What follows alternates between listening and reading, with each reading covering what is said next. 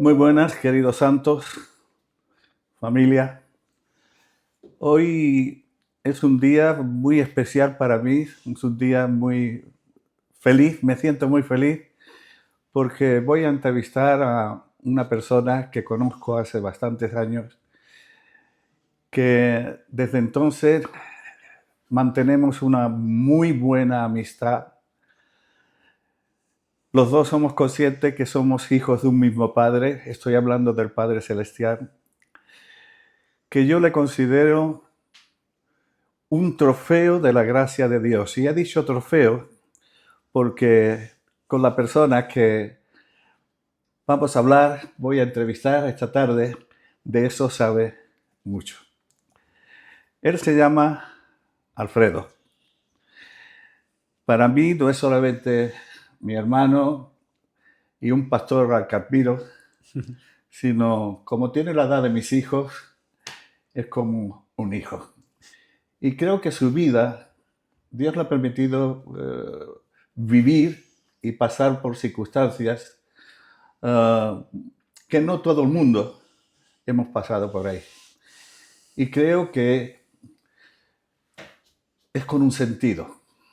Dios utiliza todas las circunstancias de nuestras vidas, sean buenas o sean malas, para su plan, su proyecto, que es la de extender su reino.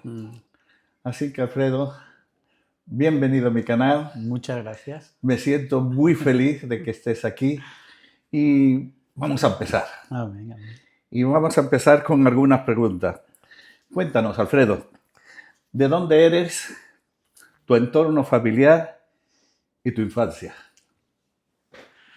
Bueno, de Asturias, hoy estamos en Málaga, ¿no? Pero Asturias es lo más guapo de España. No, cada cosa tiene lo suyo, ¿no? Sí. Pero soy de Asturias, nacido en Asturias en el 77. Así que estoy a punto de cumplir medio siglo el año que viene. Y bueno, mi trasfondo es una familia normal, de clase obrera, trasfondo católico, propio de la época, de aquella, ¿no? De todos, de alguna forma, éramos católicos. Y bueno, con el pasar de los años, conociendo un poco más la vida desde la calle, pues siempre fui un poco rebelde, y también combinándolo con luego más tarde con el deporte. En este caso con las artes marciales, el karate sobre todo, que es donde más me desarrollé y donde sí, en una época final sobre todo de esa trayectoria deportiva, tuve algunos éxitos, que es lo que me hizo también acercarme más a Dios al final de esa época. Así que esa sería un poquito la presentación breve, ¿no? Y hoy en día, pues casado también, si vivo en la región más guapa de España, me casé también con la mujer más guapa de España, que se llama Damani, que está por aquí hoy también, y tenemos dos hijos preciosos, Aarón e Isaí, de 22 y de 18 años, y estamos muy felices habiendo caminado hasta aquí, pero sobre todo habiendo caminado los últimos 26 años de nuestra vida juntos, pero sobre todo juntos con el Señor. Ya llegaremos ahí. Vamos a empezar un poco más atrás. ¿Con qué edad te acercaste al karate y cuánto tiempo pasó hasta llegar a ser campeón de España? Pues la primera vez que empecé a hacer karate fue con más o menos 8 años. A la edad de 8 años empecé en una actividad extraescolar del colegio al que asistía y bueno, me gustó y seguí practicándolo durante toda mi vida hasta los 25 años, más o menos. Eso fue continuo, toda esa línea de tiempo estuve practicando karate desde los 8 hasta esa edad.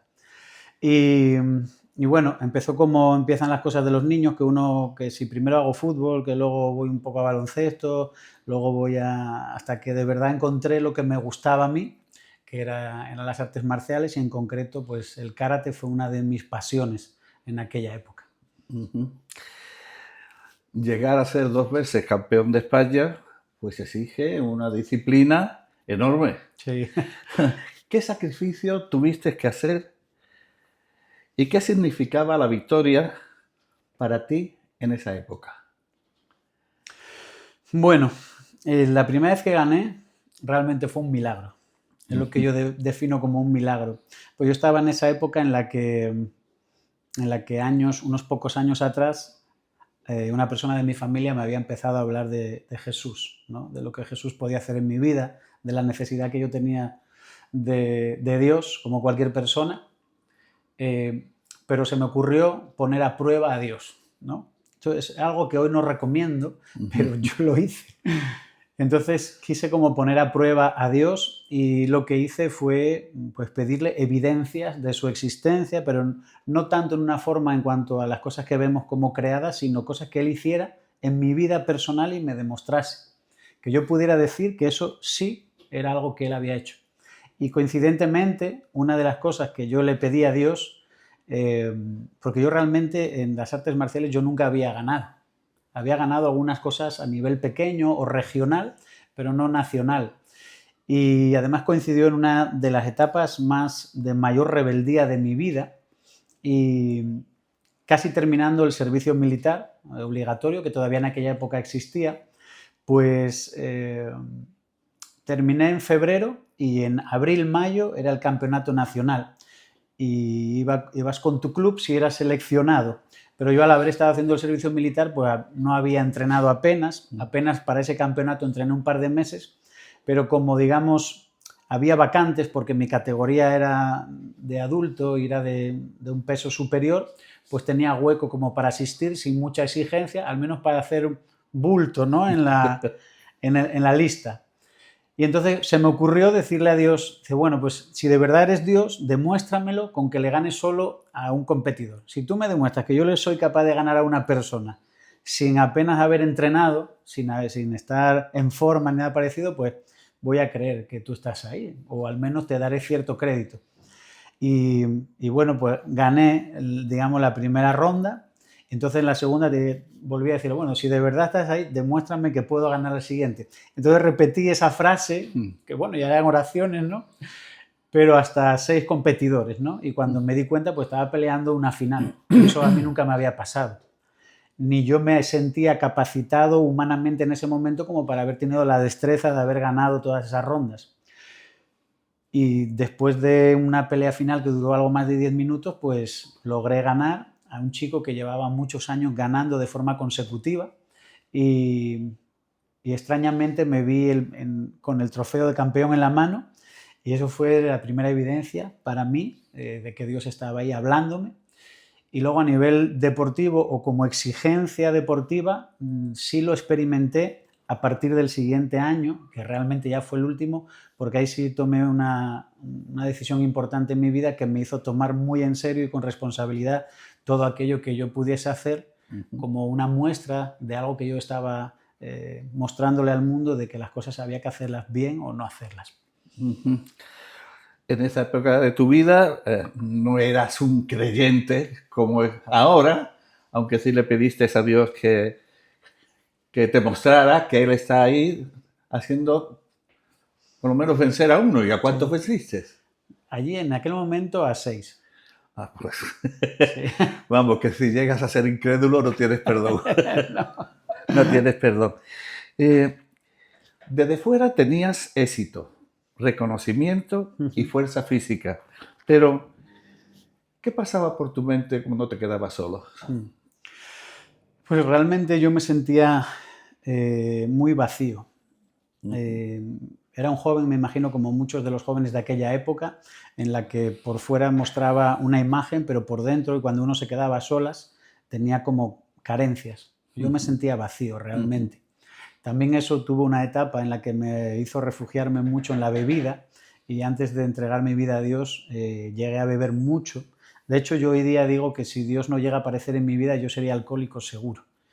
Pero Dios apareció en mi vida y eso también lo quitó. Entonces buscaba ya en aquella época de alguna forma pues llenarme en esos vacíos que yo digo hoy que era la ausencia de Dios, pues en el alcohol, en las peleas, porque era una persona que le gustaba, además de haber aprendido karate, pues tenía la debilidad de pelearme mucho con la gente, de buscar siempre una bronca, de andar en esos líos. Pero realmente era como para saciar una ira que había dentro de mí contra algo que no sabía lo que era, pero porque realmente no encontraba como un sentido de por qué yo estaba viviendo. Eso me hizo volver muchas veces por la noche a mi casa y en algunos momentos de lucidez, cuando ya un poco el efecto del alcohol bajaba, me veía en momentos literalmente gritando al cielo o gritándole a Dios, porque sí me habían empezado a hablar con más consistencia de Jesús y retándole a Dios, diciéndole cosas absurdas y feas, ¿no? Pero en modo muy despectivo y muy desafiante.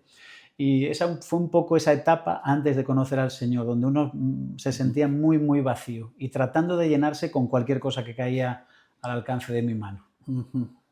¿Y hubo algún momento específico en tu vida en que tú llegases a reconocer, necesito a Dios, le necesito en mi vida? Sí.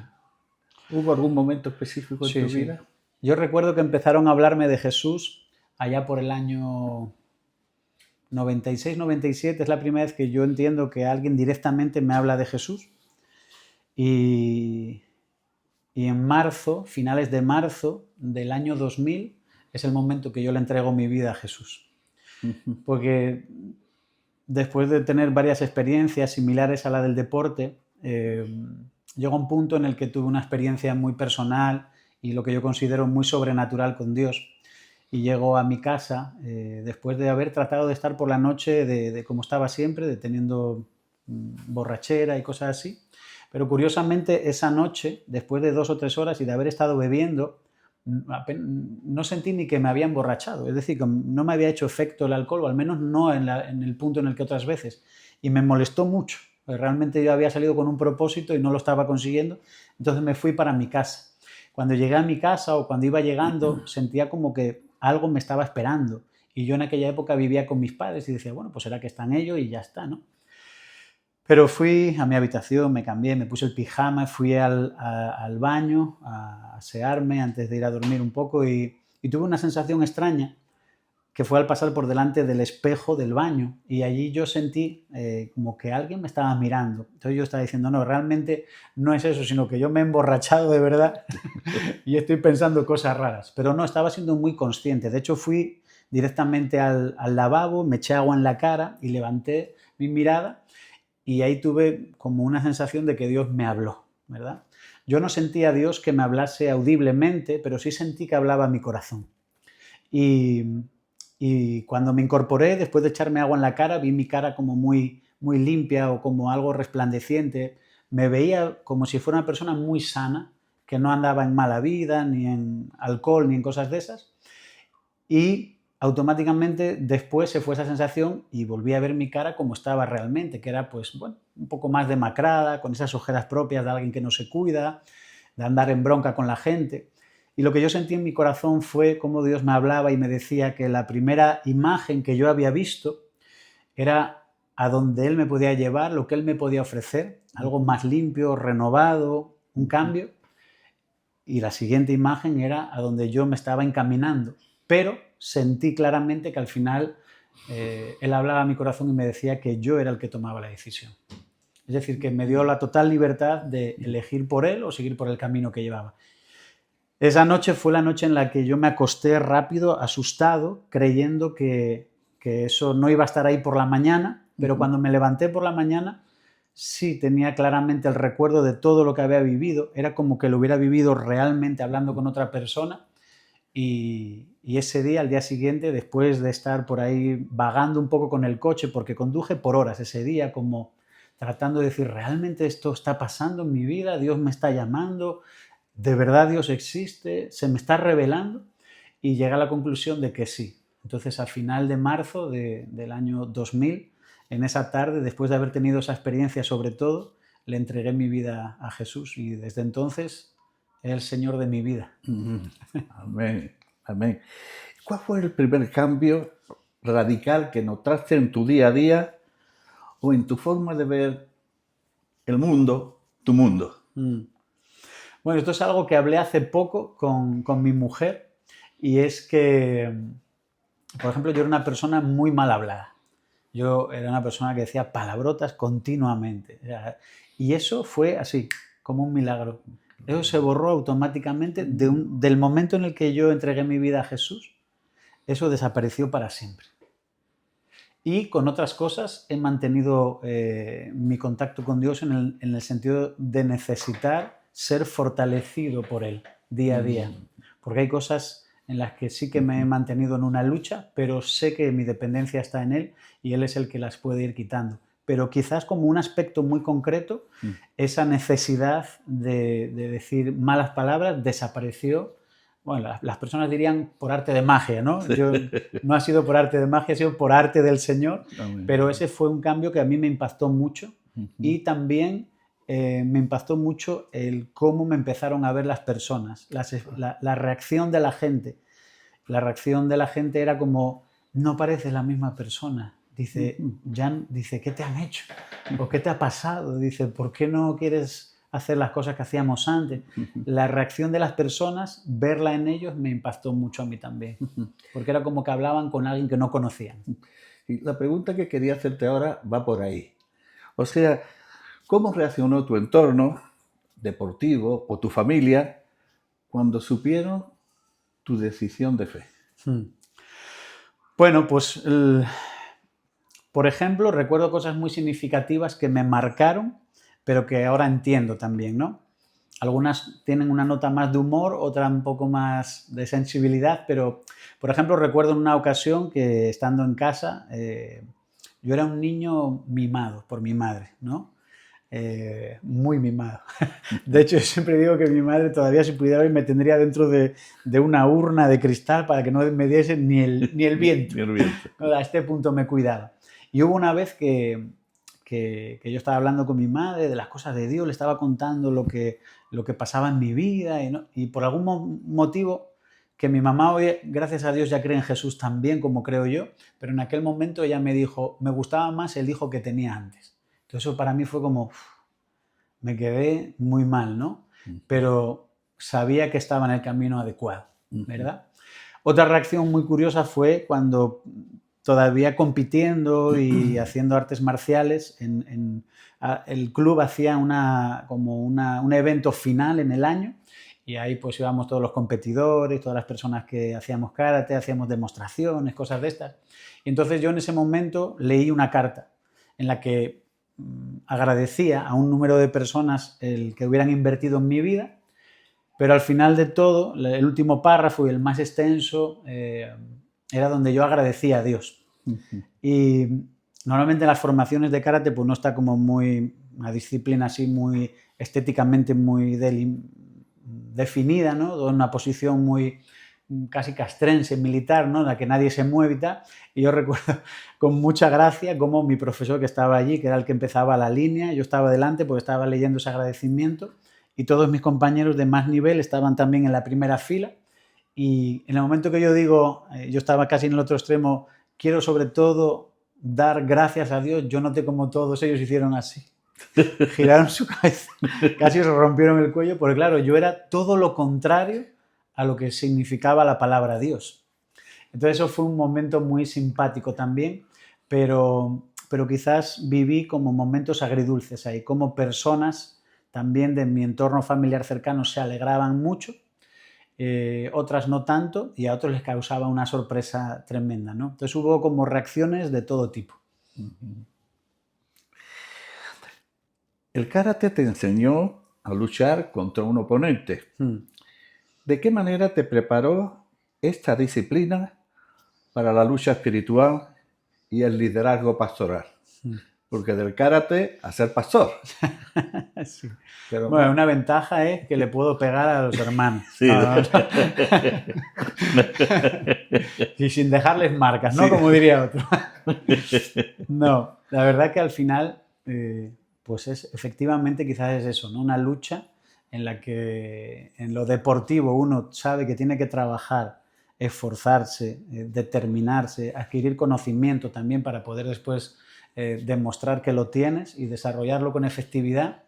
Y la vida espiritual al final también es lo mismo. La diferencia aquí es que, digamos, Dios es nuestra fortaleza. Él ya nos hace vencedores, ¿no?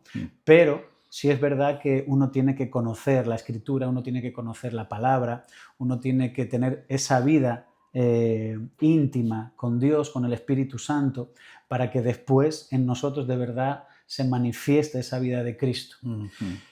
Y eso pues a nivel pastoral también lo he recomendado muchas veces y hemos puesto muchas veces ese ejemplo de la necesidad que tenemos como cristianos de mantenernos correctamente en la vida cristiana.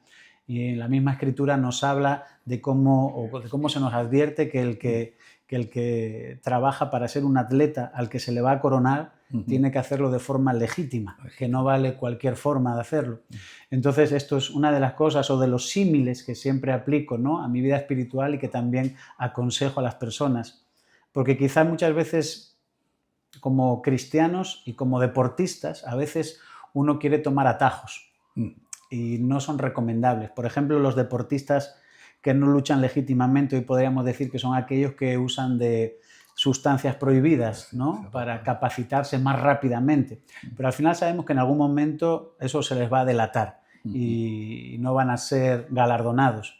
La vida cristiana es igual. Cualquier atajo que podamos querer o creer que debemos tomar o que podemos tomar, o cualquier fórmula de estas mágicas que tanto se ven ahora por las redes sociales que se nos aconseja seguir, creo que esos son atajos que al final no nos conducen a Dios, o al menos no en la forma en la que Dios quiere.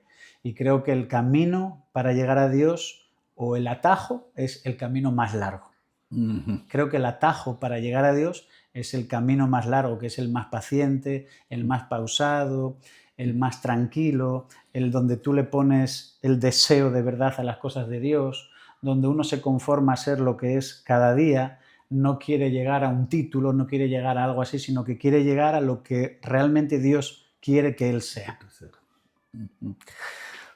¿Cómo fue el proceso de sentir el llamado a pastorear y cómo nació la iglesia que lideras hoy? Pues yo, en el momento que me entregué a Cristo, yo supe que tenía claramente, el Espíritu Santo me reveló que tenía dos dones principales, que era ser evangelista y pastor. Seguro, y además lo tuve claro en ese orden. La iglesia que pastoreo hoy junto a mi esposa, que se llama Agua Viva, por si lo ve alguno el vídeo, le mandamos un beso. Y luego van a decir, no saludas cuando te hacen un vídeo. Así que le mandamos un beso a todos hoy. Es realmente una iglesia que fundó un pastor misionero argentino que se llama Gabriel Corradini y su esposa Daniela. También le mandamos un beso porque han sido una bendición para nuestra vida. Y esa iglesia nació porque ellos la plantaron en Avilés hace ya, el año que viene, 20 años. Entonces, por un tiempo, ellos estuvieron invirtiendo mucho en nosotros, cuidándonos, tratando de enseñarnos lo mejor que pudieron siempre, lo que era el Evangelio, levantándonos como discípulos. Y hubo un momento en el que nosotros sentimos también la necesidad de, como ellos, ir a plantar otra iglesia, y por 5 años nos fuimos a un pueblito de Asturias que se llama Tineo. Ahí estuvimos plantando una pequeña iglesia también. Con el paso del tiempo, pues Gabriel entendió que quizás Damaris y yo estábamos ya un poco más maduros y nos propuso hacer un cambio. También por nuestra particularidad de trabajo en aquella época no teníamos tanto tiempo, y él entendió que por la madurez que habíamos ido pudiendo dar poquito a poco, podíamos quizá pastorear la iglesia madre, por decirlo así, que en aquella época tenía unas 40, 50 personas, y de esa forma ayudarnos para que el tiempo de descanso en nosotros también fuera mayor, porque Tineo estaba como a 1 hora y algo de camino, de ida y de vuelta. Entonces también demandaba un desgaste, y bueno, él, por cuidarnos también, pues tuvo esa visión y nos entregó la iglesia principal, y él siguió cuidando aquella iglesia más pequeñita. Y eso fue un poco la trayectoria. Desde entonces, pues hemos estado ahí pastoreando y hemos tratado también de estar abriendo en otros puntos, en otros pueblitos de Asturias, que ahora hay grupos también pequeñitos, pero esa fue un poco la trayectoria, por resumirla así, de nuestra etapa ministerial. Que yo conocí un poquito. Sí. Porque estuve en Tineo y también allá en la iglesia de Oviedo. Por cierto, quiero recomendar que si estás en Asturias, si andas por Oviedo, por Gijón, más concretamente en Avilés, y estás buscando una buena congregación, ahí tienes Agua Viva. ¿Qué es lo más gratificante y lo más difícil de acompañar a otras personas en sus propias búsquedas o batallas espirituales? Lo más gratificante quizás es cuando ves no tanto que siguen el consejo en sí, sino que siguen lo que hay dentro del consejo, que nosotros siempre es referirnos a la búsqueda de Dios. Ujú. Y de pronto la persona, por ella misma, empieza a tener un deseo auténtico de buscar a Dios, de agradarlo y de tener su propia experiencia con Él. Hay veces que las personas van y esperan que quizás el pastor o los pastores o los líderes les hagan el trabajo, ¿no? Y le digan, mira, esto es así, 2 más 2, 4. Pero eso ha sido mi experiencia con Dios y a veces cada uno tiene que tener la suya. Y a veces pues lo más recomendable que podemos hacer nosotros es aconsejar, y es gratificante cuando la persona sigue el consejo, pero sobre todo a través del consejo encuentra que la persona de Dios hace la obra en él. Amén. Eso es muy gratificante, porque ahí empiezas después a ver frutos en la vida de la gente. Mientras que el que no quiere a veces, pues dice, pastor, ya he hecho lo que me dijo y no resulta, y no resulta. Y es ahí donde vuelvo, que no son 2 más 2, 4, tienes que tener tu propio tiempo con el Señor, tienes que conocer tú también la Escritura, lo que yo te hablo, tienes que tú también vivirlo, mi experiencia o mi ejemplo, tienes que vivirla tú en tu persona, de forma personal y quizás de otra forma muy distinta. Cuando esas cosas pasan es gratificante. Cuando a veces las personas se acaban a veces hasta enfriando o desaparecen de la vida de la iglesia, eso es frustrante porque en realidad todos somos válidos para el Señor. Claro.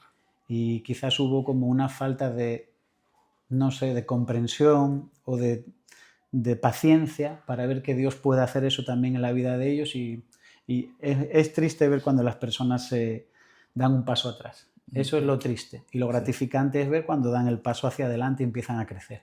Eso es bonito.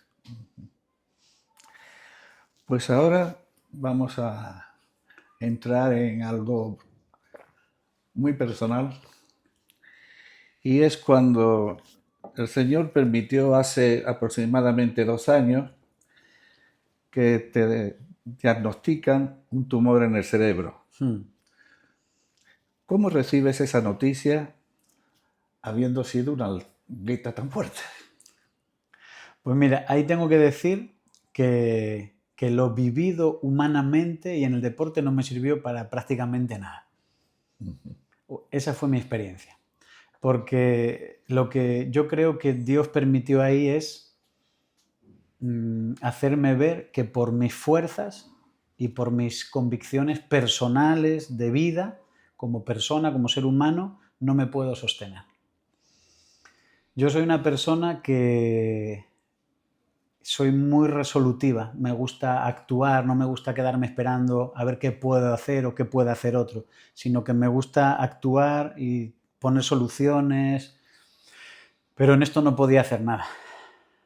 Entonces, el 17 de enero del año 25 fue cuando me dan el diagnóstico y recuerdo que todo empezó realmente porque yo me empecé a sentir como mareado, descoordinado, cuando mi trabajo, por poner un ejemplo, yo iba en el coche y iba conduciendo y metía primera velocidad, andaba un poco el coche, metía segunda velocidad y notaba como el coche de pronto se paraba y se paraba. Y yo no, digo, pero yo estoy acelerando el coche, ¿por qué? Y me daba cuenta de que la orden que mi cerebro enviaba no era correcta y yo estaba pisando el suelo, pero yo creía que yo estaba acelerando. Entonces, este tipo de señales y otras, pues me hicieron alarmarme, sobre todo a mi mujer, que ya me dijo, tienes que ir al médico ya, porque no puede ser, aunque sea una crisis de estrés, de ansiedad, pero por lo menos cosas así, tenemos que evaluarlo. Y entonces la doctora de cabecera me envía rápido, después de sospechar por los síntomas, al neurólogo. El neurólogo me hace unas pruebas y sobre todo me hacen una resonancia, que es la que después evidencia que tengo un tumor. Y cuando el neurólogo lo evidencia, me llama. Normalmente, Dames y yo los viernes procuramos descansar para estar bien sábado y domingo y poder estar bien dedicados a la iglesia. Y yo ese día me había levantado un poco más tarde y Damaris entró a la habitación y me dice, te llamó el neurólogo, dice, te tienes que levantar, te van a volver a llamar. Cuando ella me dijo eso dije, algo no está bien. Pero no acababa de llamar de nuevo y entonces nos fuimos a hacer unos recados, íbamos en el coche y volvió a llamar. Y dice, ¿vas conduciendo? Sí. Dice, ¿puedes aparcar un momento? Y dije, ya se acabó. Mal pinta esto. Sí. Y entonces aparcamos, justo pasábamos muy cerquita de un centro comercial, aparcamos y nos dijo, pues mira, esto es lo que hay, es un tumor, gracias a Dios es benigno, está situado fuera del cerebro, no está ramificado, nada de esto y tal. Dice, dentro de lo que es malo, es de lo menos malo, pero ya tiene un tamaño considerable y era como un poco más que una pelota de golf, 4,5 centímetros a 5, luego fueron realmente de diámetro, y ya estaba ejerciendo una presión en el cerebro pues importante. Y eso era lo que estaba provocando esas descoordinaciones y esas cosas, ¿no? Y hubo una pregunta muy, muy determinante de Damaris ahí en esa conversación, porque yo puse el manos libres, y yo en el momento que ya escuché tumor, yo ya casi me borré de la faz de la tierra, ¿no? Y Damaris dijo, pero queríamos preguntarle si él puede hacer algo por mí, ¿no? Por si la cosa puede mejorar. Y entonces a mí la pregunta me volvió a despertar porque era algo que yo podía volver a hacer, ¿no? ¿Será que yo puedo hacer algo para mejorar esta situación? Y él me dijo, no puede hacer absolutamente nada. Dice, esto es solo operable. Dice, entonces, él no puede hacer nada. Dice, vida normal hasta que...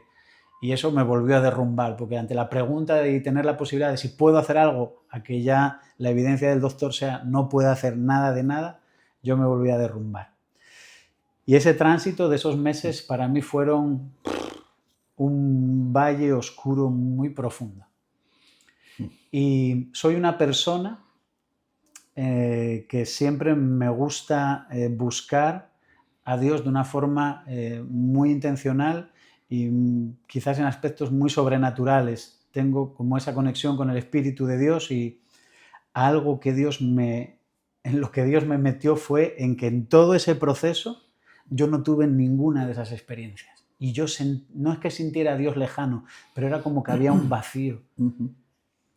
Y solo tuve en todo ese proceso de casi 7 meses un momento en el que Dios me recordó, no tienes que sentirme, solo tienes que saber que sí estoy. Y entonces eso me dio ánimo, me dio aliento. Yo no podía quizás sentir a Dios como lo había sentido otras veces, nunca le escuché de una forma audible, las palabras de ánimo o de consuelo que me llegaban me ayudaban por un tiempo, pero no era lo suficiente, pero yo sabía que Dios estaba. La fe, solo la fe de saber que Dios estaba me sostuvo. Él y mi mujer. Quizás Dios a través de Damaris fue donde más me sostuvo, pero ese fue el momento más crítico. Y esos meses fueron muy difíciles, sobre todo porque tuve una espera muy larga, ya que la seguridad social pues, está un poco, creo, sobrecargada en estos momentos. Y cuando tuve el diagnóstico, la primera vez fuimos a buscar una segunda opinión a un médico privado y él me dijo, sí, es tal cual te lo han dicho, esto es así. Y dice, ¿y para cuándo te han dado fecha? Y la fecha que me habían dado a mí para la primera observación era, estamos hablando de enero, pues la primera vez que me dan es para julio, 6 meses después. Pero el neurocirujano que me atendió por primera vez, que fue el que después me operó, me dijo, no deberías, dice, por el tamaño que tiene, etcétera, no debería pasar de junio, dice la operación. Entonces, trata de ver cómo puedes agilizar esto y tal y tal. Pero al final no hubo tal agilización, sino que se perpetuó mucho en el tiempo, se sobrepasó incluso un mes esperando que me llamasen, la seguridad social no me acabó de llamar y tuve que tomar la decisión de hacer una cirugía privada para poder salir del problema. Pero quizás todos esos meses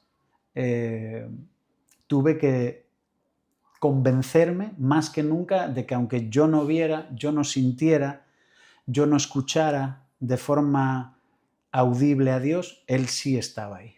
Y esa fe sí la tuve siempre, en todo momento.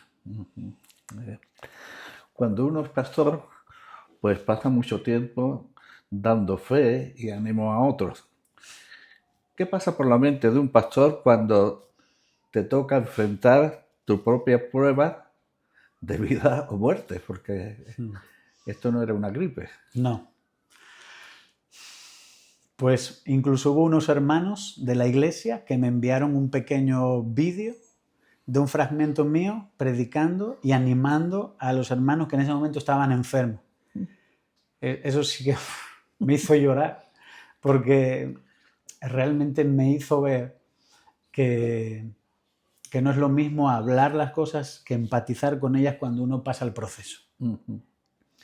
Y ellos me los mandaron con toda la buena voluntad del mundo. Dicen, mire que usted lo cree, siga adelante y todo esto, ¿no? Pero te hace ver las cosas de otra forma después y empatizar con las vidas de la gente de otra forma después. Y en mi caso personal, por ejemplo, hemos tenido recientemente el caso de temas muy duros en cuanto a salud y a la partida de algunos hermanos con el Señor, y en ese proceso de falta de salud me hizo ver la importancia de haber vivido algo así para saber por realmente qué valle uno puede llegar a pasar. Y no es lo mismo hablarlo que vivirlo. No es lo mismo decir que ya verás que te puede doler si te cortas el dedo que si realmente te hace un corte con un cuchillo en el dedo. La experiencia lo hace todo real, mientras que lo otro, sí haces lo que tienes que hacer, sí animas a la gente, sí das la palabra de parte de Dios para sentirnos animados y fortalecidos en nuestra fe, pero creo que adquieres una autoridad o un respaldo, no sabría cuál sería la palabra exacta, de parte de Dios para hacerlo de otra forma. Quizá creo que la palabra sería más una sensibilidad que antes uno no tiene, porque aprendes a tratar con más tacto todavía al que está herido. Me encanta lo que dice la carta a los Hebreos, que no tenemos un sumo sacerdote que no pueda compadecerse de nosotros. Porque este sumo sacerdote del cual está hablando Hebreo participó de nuestros sufrimientos. Así es. Él sabía lo que era el sufrimiento. Cuando Dios permite que pasemos por sufrimiento, en cierta manera nos está capacitando para ayudar también un poco a los otros. Sí, ¿Hubo algún momento de duda, miedo, dolor profundo durante el tratamiento en el que te sentiste que Dios te hablaba de alguna forma distinta? No. Traté de conectarme de las responsabilidades que tenía. Traté de desconectarme de todo excepto de servir en la iglesia local.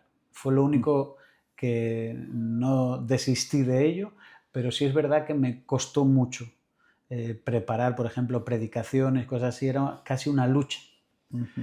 Pero sí es verdad que Dios se mantuvo ahí obrando a través de la palabra, de lo que podía dar a la iglesia, y sí es verdad que tenía una dependencia mucho mayor. Pues al final uno, como se suele decir, ¿no? Cuando le ve las orejas al lobo, ¿no? Las cosas cambian, ¿no? Entonces, sí es verdad que en todo ese proceso quizás no sentí como esa cercanía que había sentido en otras ocasiones espiritual, pero sí la fe, como decía antes, de que Él estaba ahí. Entonces, eso me hizo estar siempre quizás más sensible a todo lo que estaba pasando a mi alrededor y tratando de caminar en esa línea, ¿verdad? Pero sí que hubo momentos difíciles y a partir de ahí pues también la dependencia volvía a Dios. Así que quizás fue un poco el tramo ese en el que me sentí en ese momento. Para alguien que hoy esté viendo este vídeo, escuchando esta entrevista, enfrentando un tumor, una enfermedad o un vacío existencial similar al que tú tuviste, ¿cuál es el mensaje de esperanza que le dejas?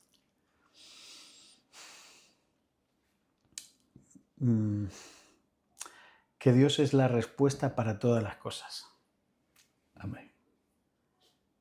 Que Dios está ahí y que Dios es real. Que unos lo vamos a vivir de unas formas y otros de otras, pero que lo podemos llegar a vivir y a experimentarlo. Yo acabo de contar en todo este tiempo que no pude experimentar a Dios en la forma en la que a mí me hubiera gustado, pero quizás que la forma que me hubiera gustado no era la que yo necesitaba. Dios me quería mostrar a mí algo por algo en concreto y de esa forma en concreto por algún motivo. Por ejemplo, en todos esos casi 7 meses hasta mi operación, yo no pude quizás vivir la vida cristiana como a mí me hubiera gustado vivirla, pero tuve que aprender a vivirla así también. Y sobre todo, decir a cualquier persona que pase por una crisis así u otras similares es que Dios siempre llega a tiempo cuando nosotros le llamamos. Yo viví todo eso, pero hubo un momento que fue donde yo me sentí otra vez súper feliz y fue justo la noche antes de operarme. La noche antes de operarme, la iglesia convocó a... Toda la iglesia estaba por Zoom en oración a mi favor, ¿no? Intercediendo. Y Aarón, Isaí, con mi nuera me habían venido a visitar porque por la mañana muy temprano ya me bajaban al quirófano y cuando bajaron hicieron una foto al edificio donde estaba el hospital privado y nos mandaron la foto y dice, no vais a creer cómo está justo encima del hospital. Y bueno, por algún motivo Dios quiso como que justo en el fragmento donde estaba el bloque de nuestra habitación, arriba, había un cielo, luego voy a buscar la foto y os la muestro. Había un cielo muy rojo, súper rojo y el resto del cielo estaba muy bonito. Pero ahí dije, bueno, pues yo me lo tomé como una señal. Para mí fue una señal de Dios de darme ánimo, ¿no? Es decir, y en ese momento yo empecé a sentir la paz que excede a toda situación y que solo viene de Dios. Y en todo ese proceso yo no había sentido esa paz, que era lo que yo muchas veces había deseado. Y en ese momento sucedió. Esa noche, que era la noche justo antes de la operación, dormí como un bebé, con una paz tremenda. Me desperté un momento para ir al baño y dije, cuando me vi donde estaba, que vuelve uno del sueño a la realidad, dije, ya no me duermo. Pero me volví a poner en la cama y me volví a quedar profundamente dormido hasta las 7 de la mañana, que era hora de levantarse, asearse para la operación. Y estaba, no tenía ni nervios, nada.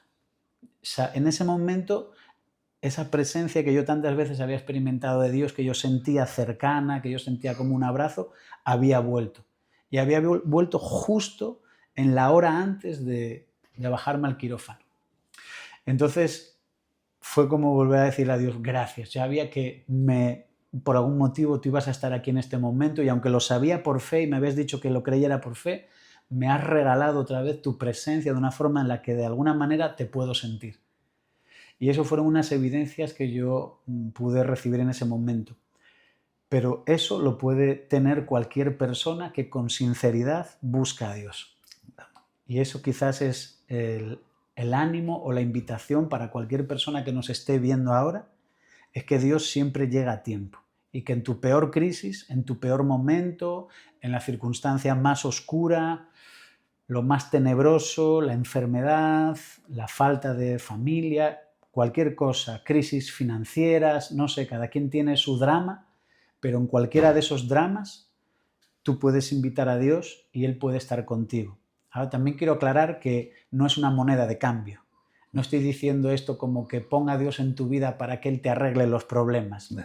Estoy hablando de algo sincero y de algo relacional en donde Dios probablemente va a venir y te va a ayudar en esa circunstancia, pero es porque también quiere mostrarte su amor para todo el resto de tu vida. Para que lo experimentes no como quien pone un parche en una rueda que se pincha, sino como alguien que te quiere amar toda su vida. Y Dios puede hacer eso y mucho más en nuestra vida. Pues muchas gracias, Alfredo. No quiero añadir nada a lo que tú has dicho. Creo que el mensaje es muy claro, muy claro, muy claro. Y que creo que nuestra oración es que Dios pueda utilizar esto para su gloria. Quiero darte las gracias a ti también y a tu familia. No sé si recuerdas, esto está fuera del guión, pero el año que viene en septiembre, hace 25 años que casaste a una pareja que se llamaban Alfredo y Damaris. Ajá. Así que... ¿Y ha funcionado? Sí, ha funcionado. puedo animar a aquellos que estén empezando a casarse y no tengan pastor que le case. Y quiero agradecerte porque antes hemos mencionado también a Gabriel, que fue alguien que nos cuidó mucho en una etapa en la que él nos tomó cuando nosotros teníamos más inquietudes y deseos de seguir creciendo, pero hasta ese momento tú estuviste también cerca de nuestra vida y aunque nosotros estábamos en una punta de España y tú en la otra, siempre que tuvimos un problema, una circunstancia difícil, que las hubo, tú las conoces en nuestra vida, tú estuviste, aunque a la distancia, como un pastor que nos estuvo cuidando, aconsejándonos, amándonos y bendiciéndonos y enseñándonos tantas cosas que a día de hoy también mucho de lo que hay en nuestra vida sabemos que se lo debemos a Dios, pero Dios obra a través de las personas, así que también te lo debemos a ti, a tu familia, a tus hijos. Os amamos mucho, os bendecimos y para nosotros estar hoy aquí y que yo pueda contar un testimonio por si a alguien le puede servir, pues esas personas que también sepan que parte de ese testimonio ha sido influenciado por muchos de tus consejos y de tu sabiduría. Así que muchas gracias. Muchas gracias, Flor. Gracias. De nada.